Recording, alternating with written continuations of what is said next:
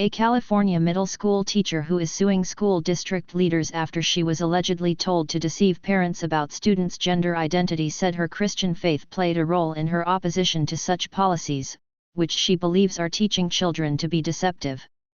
"It's unfortunate that I have to go toe-to-toe and stand up against a community of people that I love," teacher Elizabeth Mirabelli told Fox News Digital. "I've been there for 25 years. This is a community of people I care about, people I've served for a long period of time. And so that gives me pause to have to stand up, but I felt that I had to make that choice."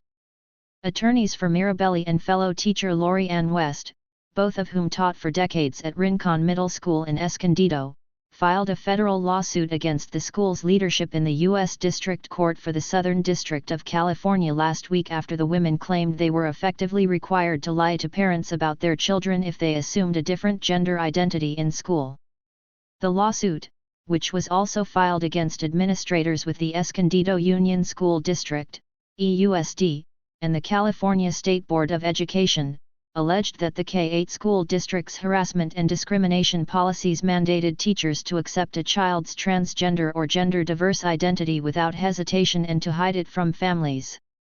The suit also claims they were instructed to use students' preferred names and pronouns in school, but to revert to their biological pronouns and given names when speaking with their parents.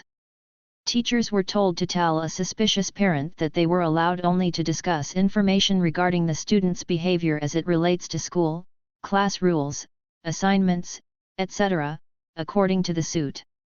According to a transcript of a February 3, 2022 training presentation to EUSD staff about the rights of gender-diverse students obtained by Fox News Digital, teachers were instructed that a student's assertion is enough to determine gender identity, and that failure to affirm it would constitute harassment. The training also claimed there is no requirement for parent or caretaker agreement or even for knowledge for us to begin treating that student consistent with their gender identity. Mirabelli told Fox News Digital that the policy emerged in the school district around the 2019 to 2020 school year and that while some of her colleagues were being disciplined if they did not comply, it was not until the 2021 to 2022 school year that she personally was faced with a dilemma. That year, several of the new students on her roster approached her to request that she refer to them with a different name and not to tell their parents. She said she had been mulling over how best to handle the situation when she discovered from the school counselor that students' names were being changed in official school records without parental knowledge or consent. How do educators know better than their own parents and families? Why are we taking over the welfare of these kids and decisions as personal as their given name? She said. "I just felt that was really overstepping as a teacher, as an educator. That's overstepping our role in their lives. And then we're not allowed to tell their parents? I thought it just doesn't seem right." She noted she has a good relationship with her students' parents, most of whom she said do not feel comfortable with the district's policies but feel powerless to do anything. Mirabelli, who is a Catholic, said her faith played a part in how she responded to the policies, which she claims violate her beliefs.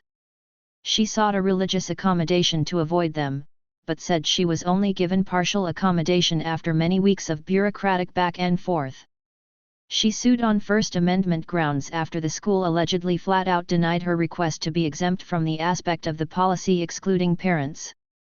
"I think we all know quite readily that lying is not something that you want to do, and it's certainly not something you want to teach to children," she said. "If I'm telling a child, yes, sweetheart, you can have a whole persona here at school, but we're not going to tell your parents, what does that teach a child?" She said teachers who go along with such deception are weakening the bond between parents and their children, and that the message children are receiving is that manipulating others is acceptable, and lie if you need to. "I think people from all walks of life can understand that educators have a certain role," she said.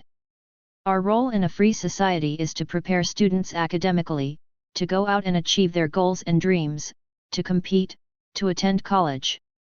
It's not to overstep those bounds." Mirabelli said fellow teachers across the political spectrum have expressed support for her stand. The schools are normalizing and encouraging students to explore these alternate identities, but their academic progress is in the tank, Mirabelli said, adding that many students' math and reading skills are 3 or 4 years below grade level. We're affirming all these social trends, but we send them out into the world, and they can't go to college and compete because they can't access the high levels of literacy that are required to become a scientist, a doctor, a lawyer, or a teacher, she said.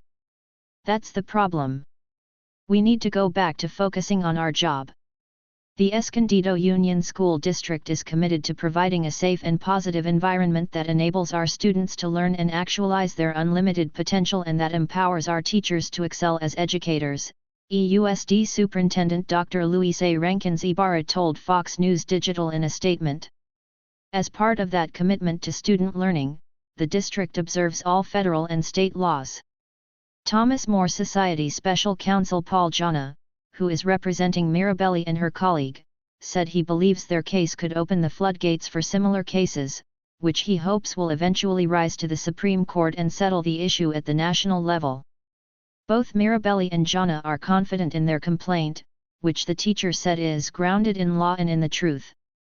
Jana said he was surprised to learn how pervasive similar policies have become in schools not just in Southern California, but in other states. He noted the case of Pamela Richard, a retired teacher in Kansas who received a $95,000 settlement last fall following a lawsuit against the Geary County School District, whose administrators allegedly expected her to deceive parents about students' gender identity. There's no question in my mind, there's definitely been coordination on a higher level, Jana said of why such policies have sprung up as far afield as rural Kansas. I'm very interested to learn more about that. It's something that I don't know. But how these policies crept in school districts all across San Diego, and all across California, and probably many states. I'm sure that there were large, powerful organizations behind these policies, but I'm just speculating right now. I don't know, but we're going to find out, he added.